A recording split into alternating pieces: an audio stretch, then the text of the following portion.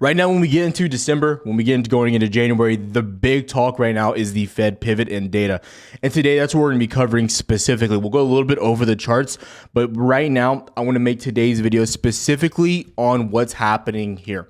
We had a big press release and a good report released by Credit Suisse going over all expectations and data. And I believe they're a little bit on the biased, even bullish side of things on the market, right? So this is actually going to be a really good perspective because I don't think it's as good as people think, and it's going to open your eyes across the board. So it's going to be a little bit more, maybe more of a boring video, but I think the information here is going to really set the tone over the next 2 months. So I want to give a long-term perspective. We've done a lot of short-term stuff here lately, but I want to just show you what I'm expecting over the next few weeks and, possibly months, right? Before we get into any of that, I have to ask you to consider doing two things: liking and subscribing. Every single day I'm posting videos for you, getting you prepared to trade on the market. It's unbiased as always. I tell you if I'm long, if I'm short, whatever trades I'm in, I always tell you, and I give you the reasons why I'm in it, right? Use me as an indicator. That's what I always say.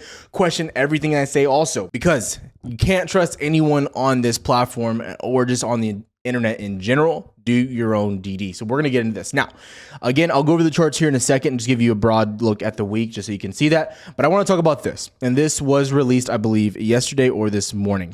We're going to look at a few things specifically because we've been talking about what is the strength of the market. And that's kind of been the focal point of everything I've been mentioning, right? Now, the strength of the market is the consumer. We can all agree on that. That's what's been strengthening us overall. The first thing I want to talk about here is personal spending. This is going to be numero uno. Core inflation slowed in the month of October. We expect core PCE increase at just a 0.3% month over month, with bring year over year down to 5%. It's not bad. It's dropping a little bit. Okay. And again, I'm going to have a chart here that we're going to cover in a sec. So if we look here, this is important that goods are dropping, right? Supply chains are healing, which they're not talking about what's happening with the railroad. That could be a little bit of an incident, but I want to just skip ahead a little bit. Consumer spending was strong in October. It has been all year, worth mentioning. In our view, this partly reflects some of the genuine strength, particularly due to a solid labor market. This is what we're going to talk about in a sec. Make sure we remember this and keep this in the back of your mind. And easing of gasoline prices. Again, this also easing specifically gasoline. They do not mention diesel here. Again, this is why I said this is a little bit more bullish, biased of a report, to be honest. It is, okay? So you can already see that they're biased towards the consumer strength, but we need to look at what's important here. We expect October to show third consecutive month of spending growth outpacing income. Major problem. Third month outpacing your income. Huge issue. The personal savings rate is near all-time lows and will continue to decline in this month's report. So we have seen spending outpace our income that most Americans are making. And then we can also see that their savings are dropping pretty drastically. This is really big. In isolation, this may appear alarming. Well, it should be, but it's also important to note that the savings rate represents a flow, not a stock. Again, this is, they're trying to put, sugar on top of shit, right? It's still shit. It is difficult to estimate the amount of excess savings accumulated through the pandemic, but overall household balance sheets should remain healthy and debt service costs are low. Now, this is true. If you have loans prior to this year, basically, you're probably still at a pretty low debt rate, right? When you're paying those fees. Worth mentioning, if you're getting more credit now, you're going to pay more on those. It's also worth mentioning what they say here. It's difficult to estimate the amount of excess savings accumulated through the pandemic. I would say almost nobody was saving during the pandemic. Very few people were making enough money to save. The data also goes over that. We've been over that plenty here. So this is really important. Eventually, a low savings rate could lead to a financial stress for households, but for now, the ongoing spending growth appears sustainable. Okay, so we're going to come back to this here in a second. But I want to highlight what's happening here on this chart. If we look at the chart, I want to just go basically over June through October. This is just inflation data. This is me roughly just giving you a visual of what I'm looking at here. Okay, so we've seen basically inflation, CPI, PPI, PCE, everything just going bonkers throughout the month of October. You had a little bit of like a spike down, so really this should kind of have like a little dip, but then it just shot right back up. So I didn't really want to include that just because it would be ridiculous. Overall, we were just a straight up trend. Now, through November so far, starting essentially the beginning of November through right now, we've seen this data start to decline. Okay, worth mentioning. That's what we've been seeing. We have the data to support it. We've been looking at it. And I think this is going to continue through December all the way into January. I think these months here are going to look really good overall for data. Why do I think that? I don't think PPI, I don't think CPI, I don't think PCE are going to rise during this time. I think just what's happening with rates, they're working in a sense. And stay with me, don't comment yet. You need to watch the entire video. During this time period is going to be interesting, and it could definitely put us in a hole. And I want people to realize this, okay? Because in the short term, yes, I am bullish. I expect upside. I've been saying it. It's what I expect. However, the biggest question mark is right here. From January into March, what is going to happen? Now, when we talk about rates, and that's what I really want to talk about here, is people are going to start asking, well, what I think is going to happen in the next meeting? This is going to answer all your questions about what I think is going to happen in the next meeting. I think you're going to get a 50 point. I'm going to tell you right now. We're going to have it here so you can all see 50 point at the December, and then you're probably going to get a 25 in January. I'm going to tell you right now. My personal opinion, take it, leave it, be mad at me. I don't really care, to be honest. Again, this is my channel. I get to post whatever I want. So this is what I think is going to happen come January and December. These are the two hikes I think are going to happen. I want to come back to this video in about 2 months. So I think that's going to happen. Why? Because I think inflation numbers are going to represent pretty well, to be honest. Just steadily going down into January, maybe into February. But the big question is, because February, you do not have a Fed meeting. So from basically January, the early January all the way through early March, you have a 2-month time period of where you're going to have nothing happening with the Fed, just data prints. Very important time period in that. And that's where I believe things could get interesting, specifically with this, what they're saying, because this is what's holding our market up. And this is what's making us still look good. Because we're seeing this happening. Spending growth is outpacing income. Very important. Even in a very bullish breakdown of the market from Credit Suisse, right? Very bullish. They are. It's very important to realize. They're not Goldman Sachs or JP Morgan. Those are kind of bearish overall, brokers, right? These people are bullish and they're still highlighting that. So I want to make that known. Now, the big part here is also going to be energy. Remember, I just said gasoline, very important. And I also want to highlight what they expect overall for CPI year over year and expectations. I want to talk about this just a little bit in GDP forecasts because they're still not good. If we scroll down just a little bit further, the biggest things I think we need to be watching, not even home, none of that, it's going to be all the way down here at yields. This is very important also. I just don't want to forget here in the video. They still expect over the next 3 months to a year, the yields are going to be over 4%. So right now you're at 3.79% because you've been dropping because the market's been rallying. Okay. They still see in 3 months, you're going to be back at 4.2, which we'll get into here in a second. And then from a year from now, yes, into next November, they expect 4.1%. That is not good. What about the dollar? They still expect right now, euro dollar, you're still sitting okay. 3 months, they suspect you'll probably be down, euro will be underneath a dollar, and then it'll be about neutral going into a year. That's very bad. What does that tell us? That's a stagflation point of view, in my opinion.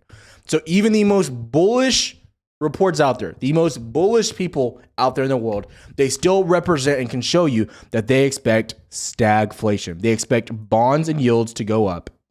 That's just over the year perspective. They expect the dollar to remain basically sideways. Not good for the economy. No buenos, no nachos. They actually expect USD JPY to go down, which would indicate a risk off mentality if you follow that Forex pair. It's worth mentioning there. Now, going into here again. So what we need to mention is right now your consumers are still strong. So I just want to highlight, put a little star. So that's what's going to represent consumers. They're still good. Here, they were still good.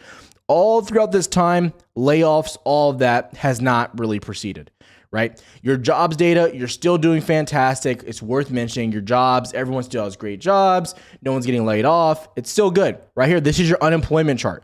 You peaked 2020, and you've been basically back below where you were back in 2018, 2019, okay? Drastically low. This is bad. This has to get up. Look at 2008. It spiked in 2009, 2010, right? You aren't spiking yet, people. Once you see this start to spike, that's going to be a bottom sign on the market, roughly, because you're going to see the real effects of what they're doing taking place.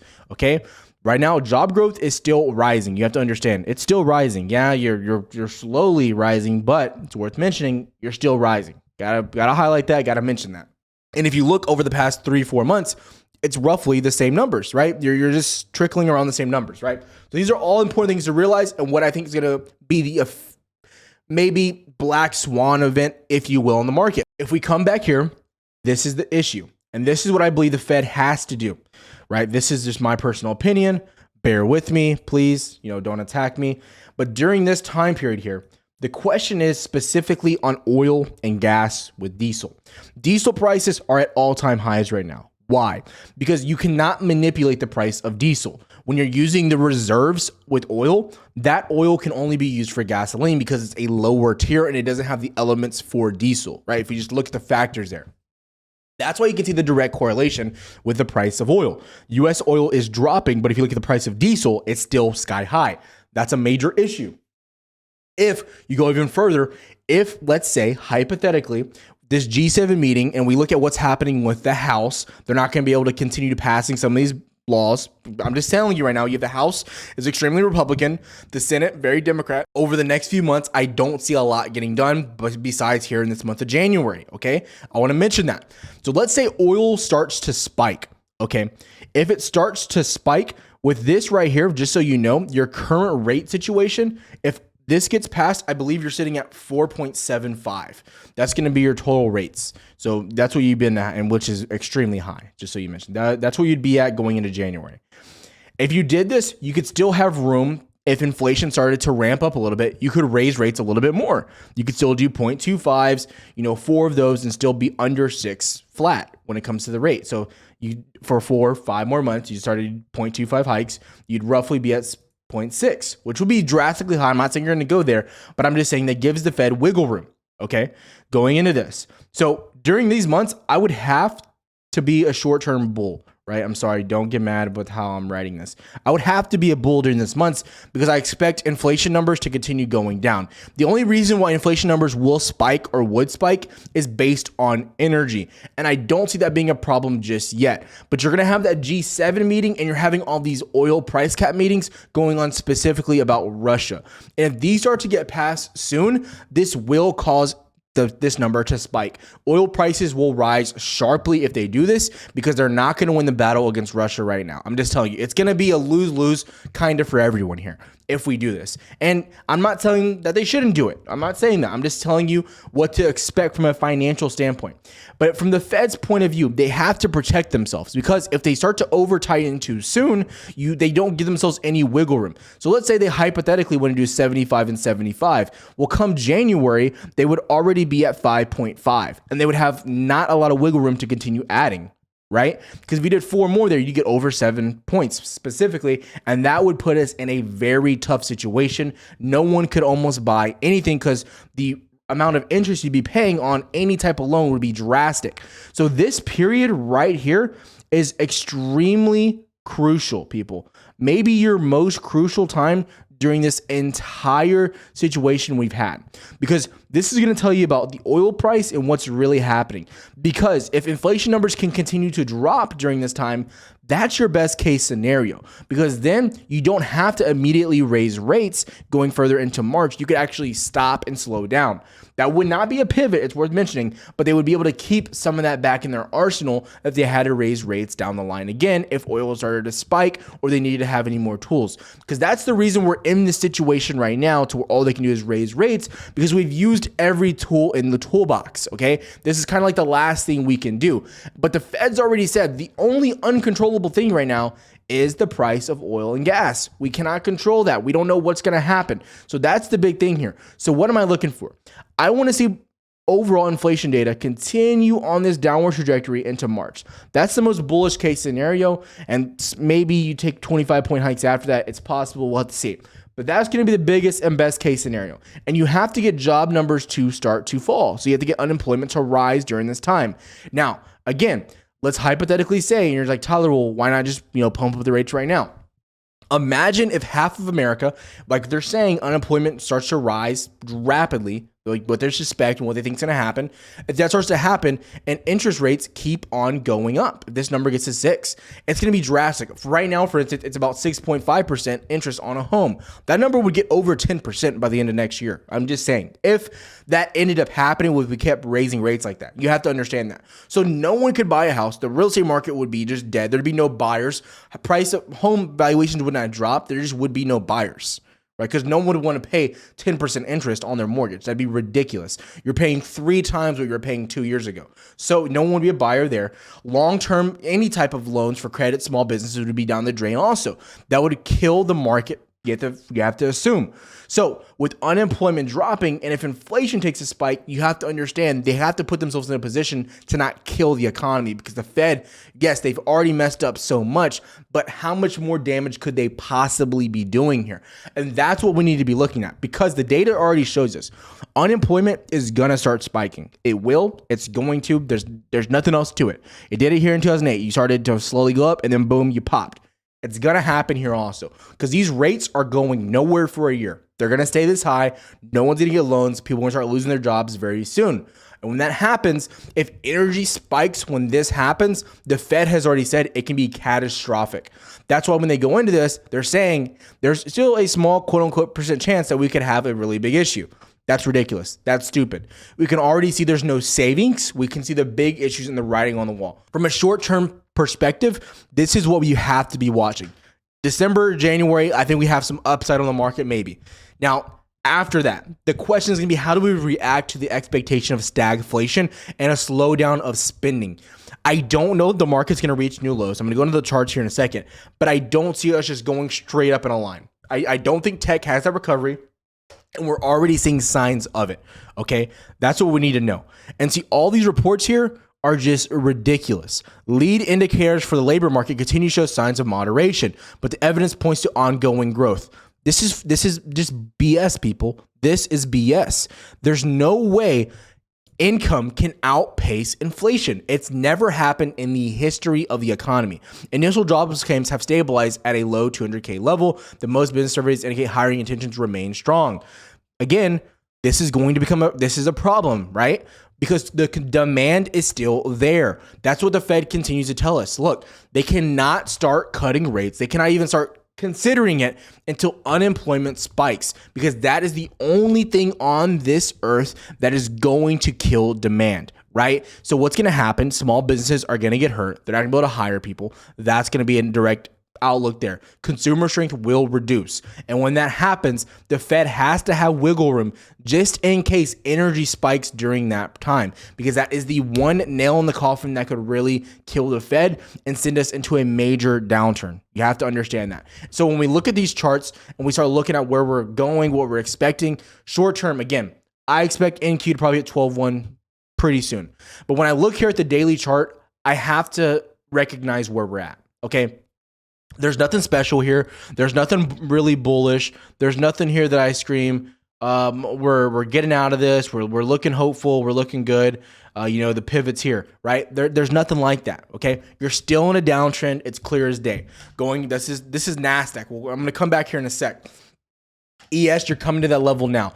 I mean, I think you have maybe possibly you could break out of this in the short term. Again, I think you could, but I think stagnation and overall sideways movement is going to come, just chop back and forth and ranging on the market. And then when we look at the Dow, that's where you're going to see most of the love here overall. Again, like I've been mentioning, the most bullish sector in the market. You've already tested pre-COVID levels, worth mentioning. You went back to below pre-COVID highs right here, the only index that has, and then bounced extremely strong out of that, which that's what we're saying on the ES and the Nasdaq. That's where we wanted to see them go, because that's where the most buyers are going to show up.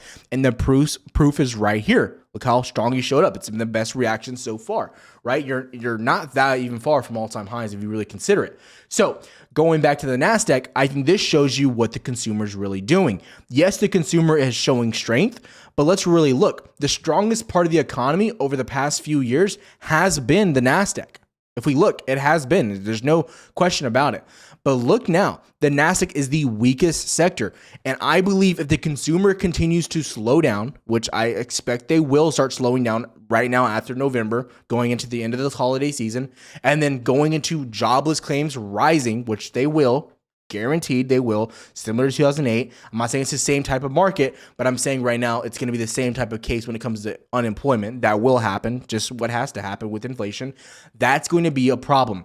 The biggest thing here with this report that shows me that is going to happen in the long run of things, of we're not out of the woods yet, is the data down here. Again, the yields are going to give you huge answers. This right here, well, this is all I needed to see. When they expect yields to sit at over 4% for the next year, that's bad. That tells you stagflation is a huge issue. This is the 10-year yield also, not even the 30-year. Fixed income rate, also, they expect that to start to drop. They expect all these to start to happen. They expect the dollar to stay strong and keep the euro below it. Again, we expect Europe's market to be the weakest among basically every market. But again, that's going to directly impact us because so much of our trade goes through them. Again, these are all factors to look at. So yes, when you watch my videos in the short term, yes, and maybe for a week, I see upside here and there. But you have to take into account that I'm looking at long term and short term because I trade daily, right? If I see an opportunity, I like to trade. Right? That's how I make my income. That's just how I make my money. However, I am not positioning my long term for a massive rally right now. I'm waiting, being patient, looking for the signs, and then I will pounce on the market. That's my strategy, what I'm looking at, and I hope you guys can see what's happening here. Now, short term this week, I do see upside. It's my personal opinion into PCE, and if PCE comes out good, I see upside all the way into the Fed meeting going on, I believe, December 14th and 15th. That's my opinion. I will see you tomorrow on day trading aspects, and make sure you're in and tuned in live tomorrow morning, 7 a.m. for the pre-market live also.